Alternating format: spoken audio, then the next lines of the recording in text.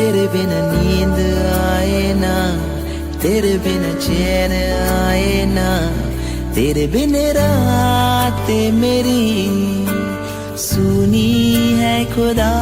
तेरे बिन नींद आए ना, तेरे बिन चैन आए ना, तेरे बिन रातें मेरी सुनी है खुदा। यीशुआ तेरे बिना क्या है ज़मीन आसमान। यीशुआ तेरे बिना क्या है ज़मीन आसमान।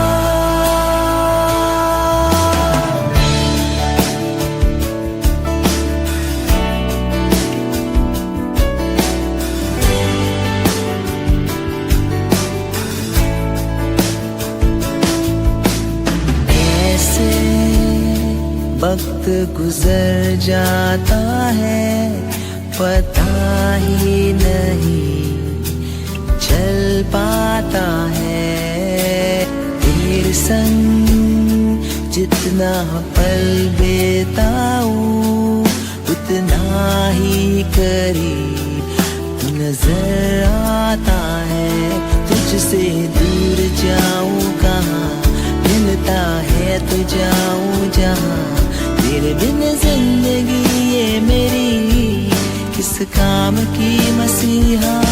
तेरे बिन नींद आए ना, तेरे बिन चैन आए ना, तेरे बिन रातें मेरी सुनी है खुदा। यीशुआ तेरे बिना क्या है ज़मीन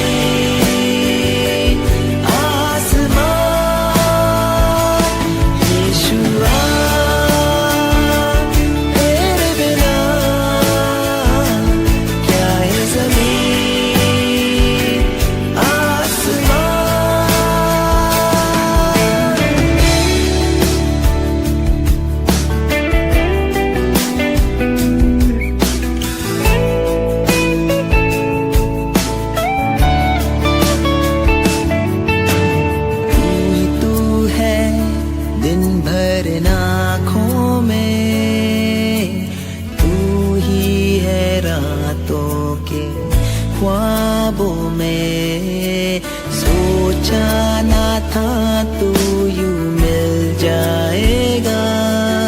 मेरे धड़कनों में यूं बस जाएगा। तेरे बिन दिल न धड़के खुदा, तेरे बिन सांस भी ना चले। तेरे बिन रूह को मेरे अब सुकून आए ना। तेरे बिन नींद आए ना, तेरे बिन चैन आए ना, तेरे बिन रातें मेरी सुनी है खुदा। यीशुआ तेरे बिना क्या है ज़मीन आसमान। यीशुआ तेरे बिना क्या है ज़मीन आसमान।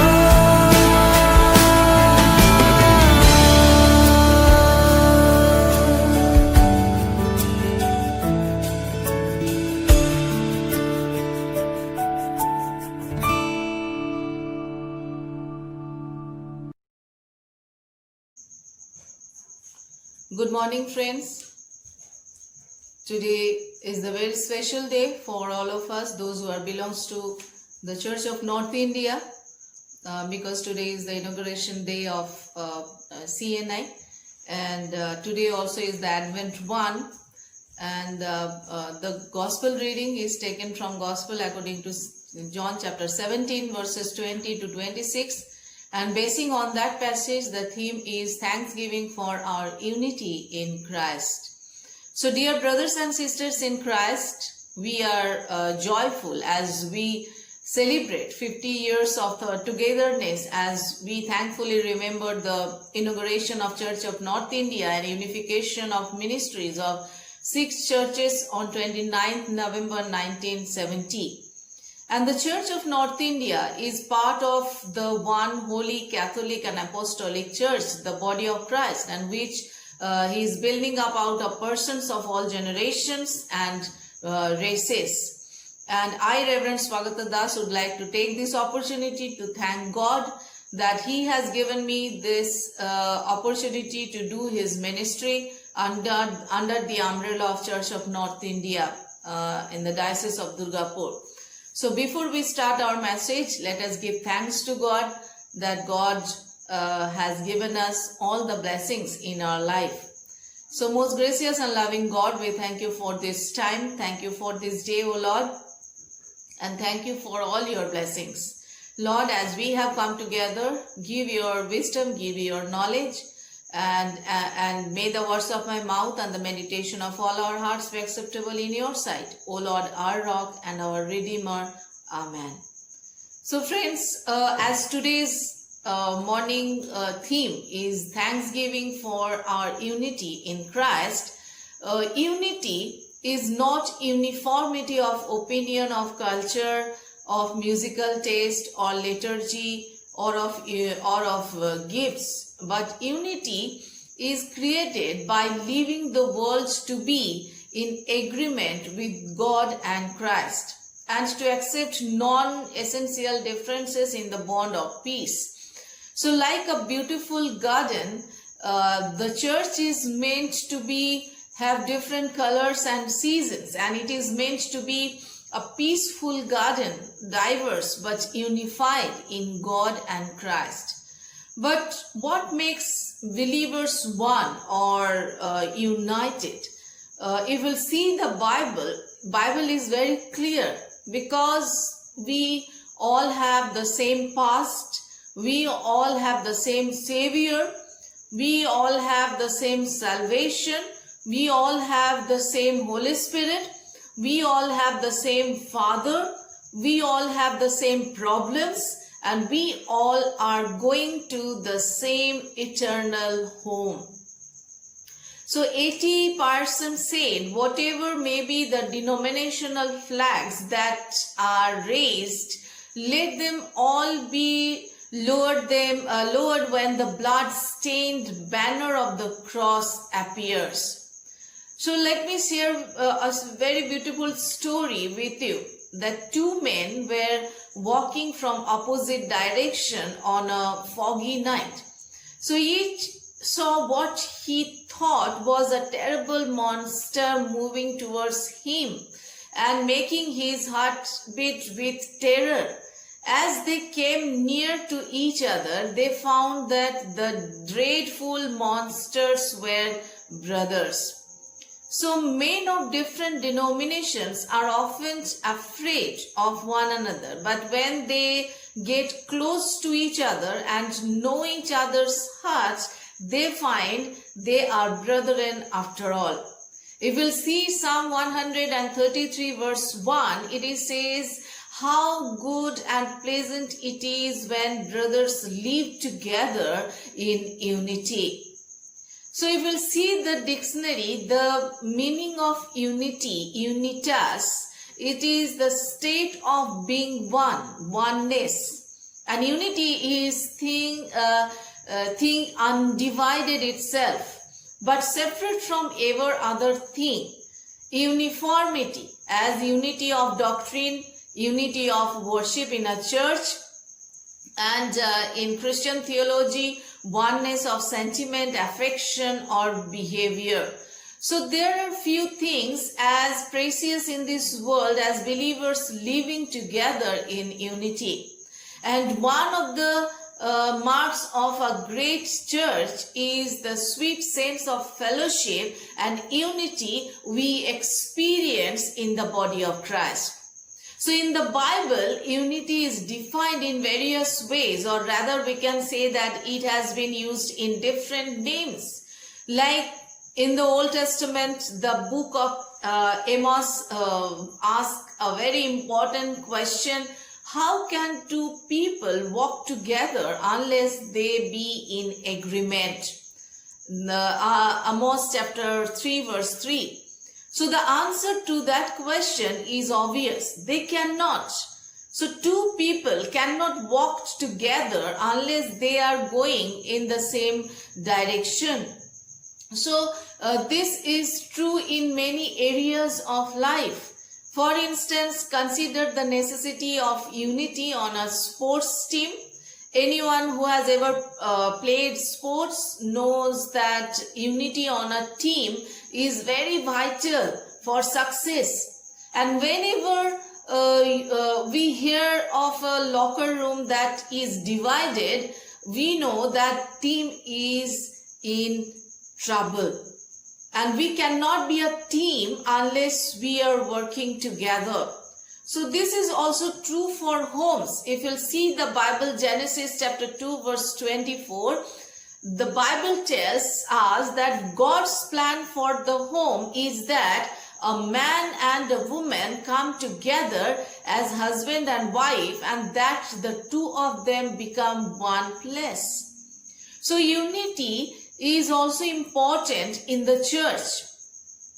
In the church scenario, if we'll read the book of Acts, we know that there is one phrase that is repeated over and over again, especially in the first few chapters.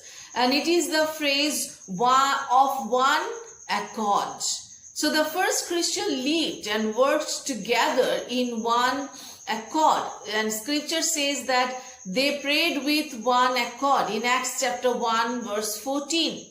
Then if you'll see Acts chapter 4 verse 24, Acts chapter 4 verse 24, then Acts chapter 5 verse 12. So much of the success of the early church is due to the fact that they worked together with one accord, or in a single word, unity. So what does it mean to be one accord? To be of one accord is to be of one mind and one passion. So not only are those of one accord thinking alike, they are striving to go in the same direction.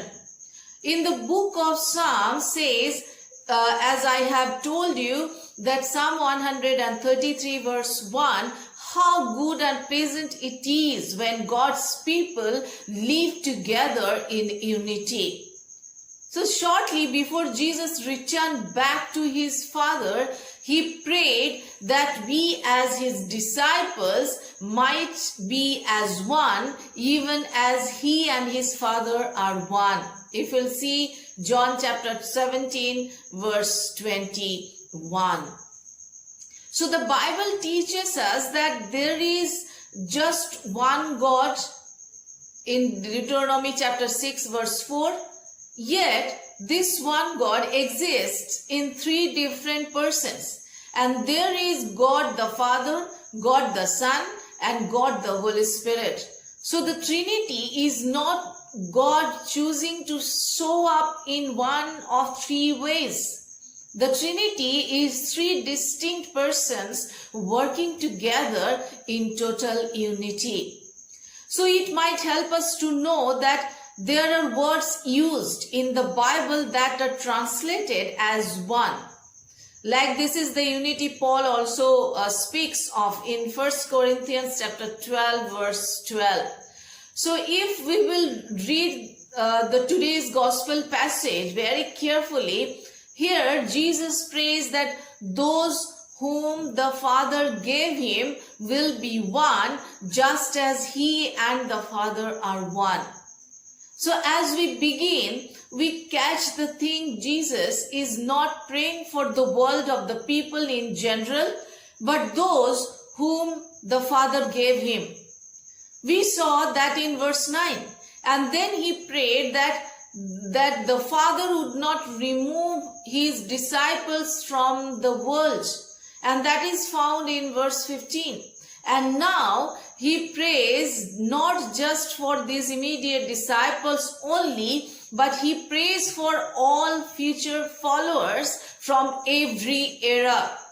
And here is where Jesus appropriates all his promises to us.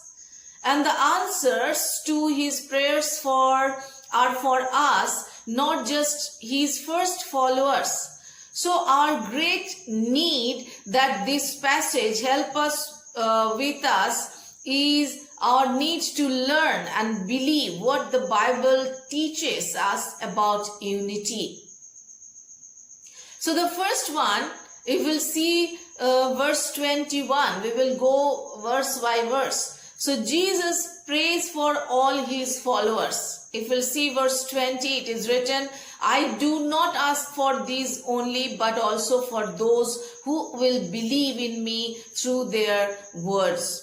So Lord, our Lord knows exactly who are his. He knows exactly who the Father has given him. He knows all of us by name. He knows everything about us.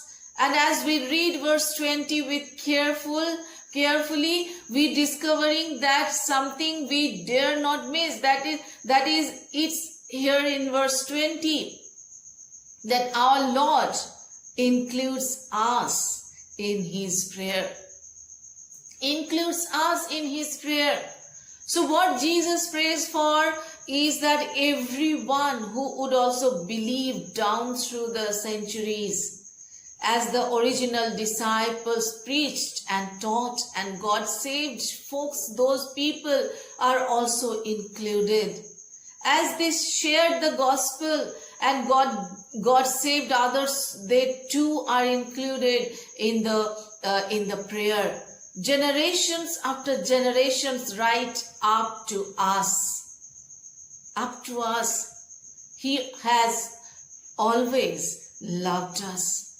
If we'll see Revelation chapter 13 verse 8, it says, and all who dwell on earth will worship it, everyone whose name has not been written before the foundation of the world in the book of life of the Lamb who was slain.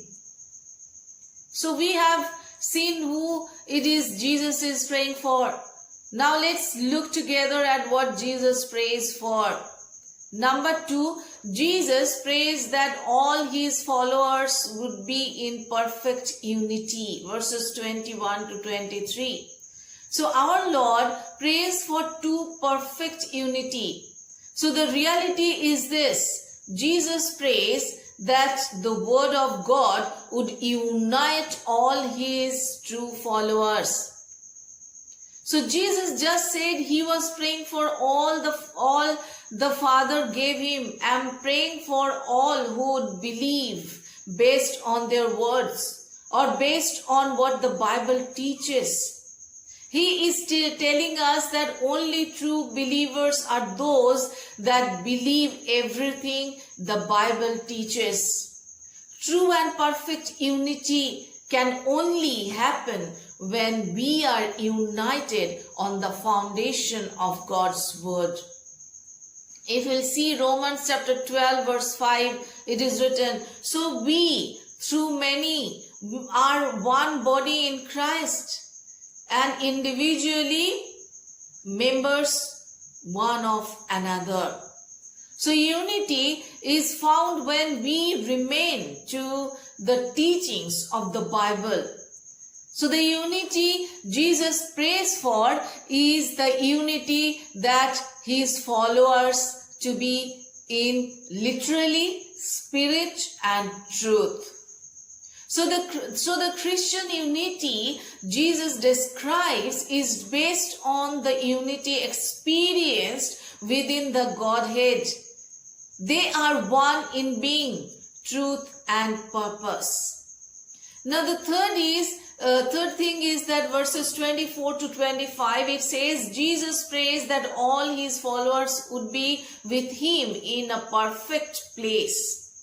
So the unity the true church has in Christ based on the one faith will manifest itself in our love and longing for Christ.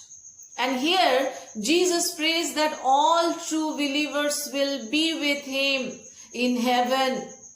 His request is granted by the Father.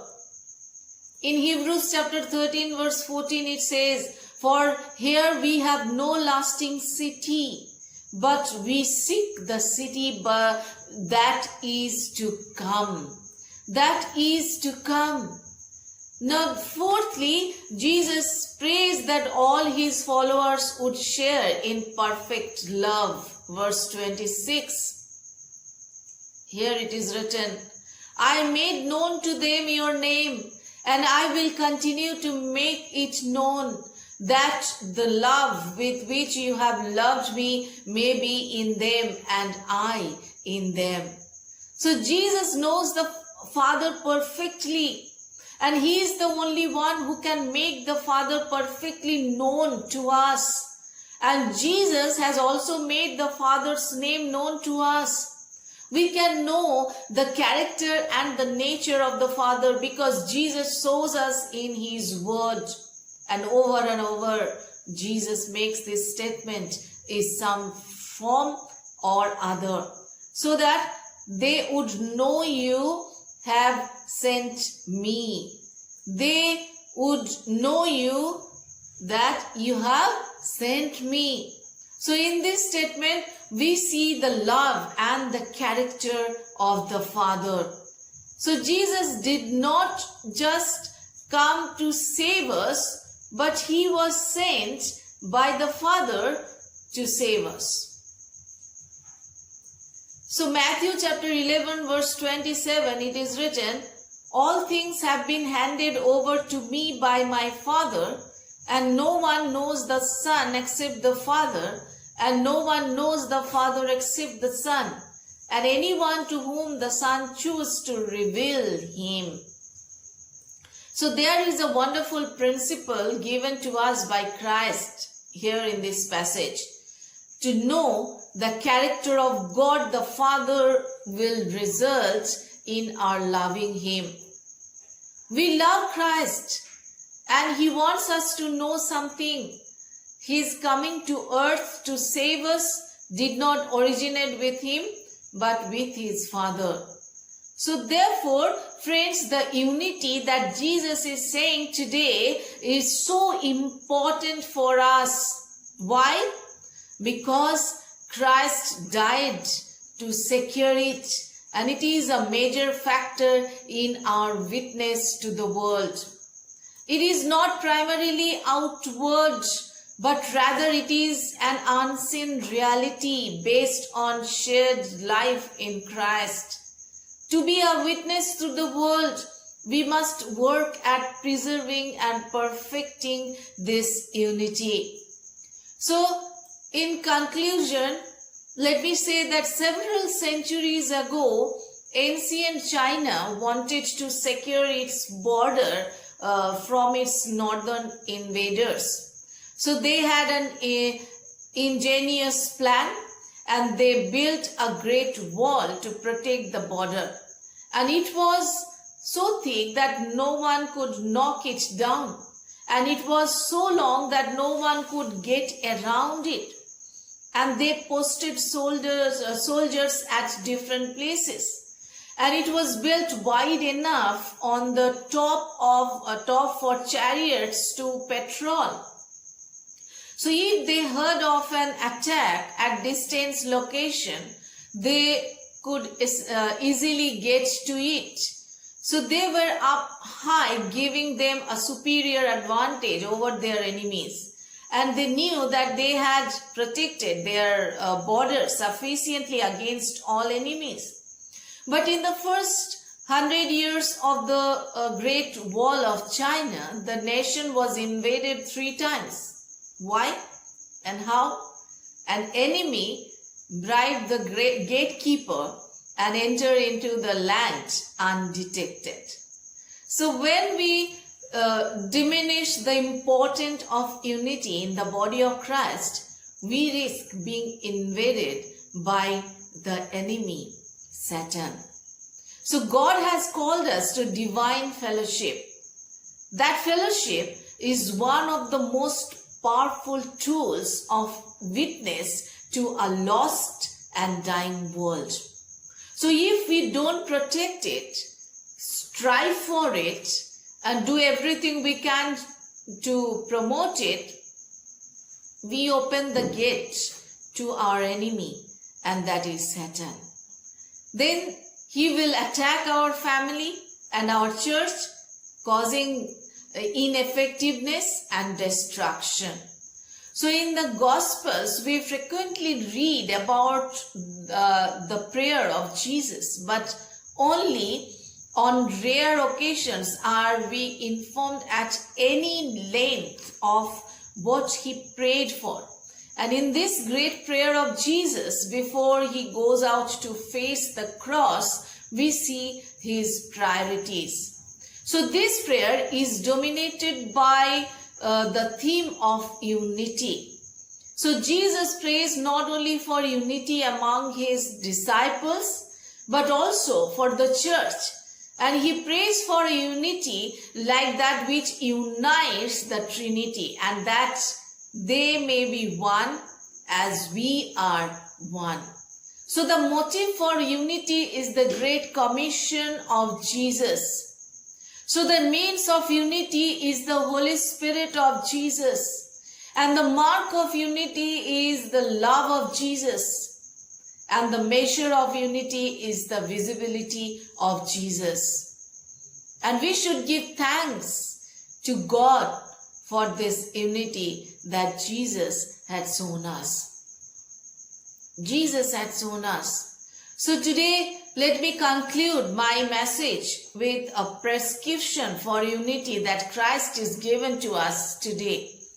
First one is afflict. So one way to develop unity within the body of Christ and in our home is to make a commitment to follow the commands of God to afflict one another. Secondly, need. So God has placed us here so that we can meet the needs of others. And my favorite story about meeting the needs of others is about the child who wanted a bike for his birthday. So when his dad tucked him in for bed, he prayed with an extremely loud voice, God, I really want a bike, blue bike from Walmart. And his grandparents were visiting, so the father instructed the boy not to be so loud. Son, God is not deaf, the father said. The little boy said, I know, Daddy, but Grandpa is. So that child knew that God usually meets needs through the lives for other saints. And unity becomes possible when we acknowledge our personal needs and our responsibility to help others with their needs. Thirdly, integrity.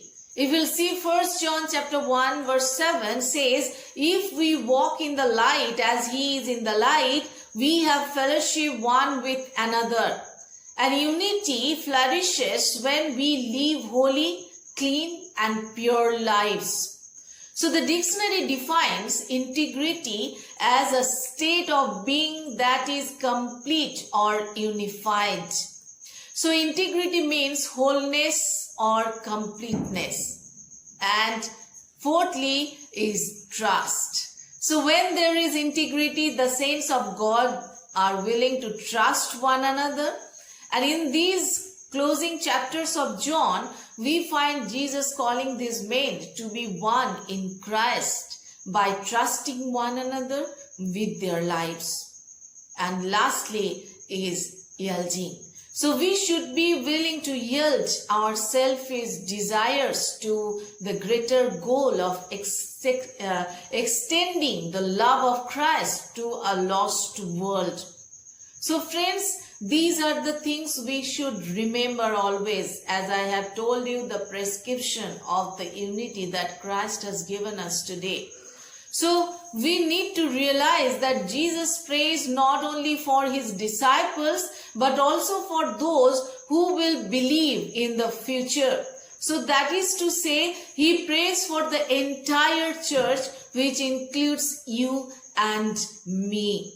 So we should give thanks to God that God has given us this time, this moment to be united in one spirit, in Christ. So this is the moment of thanksgiving for our unity in Christ. So God bless each one of us through these words. Amen.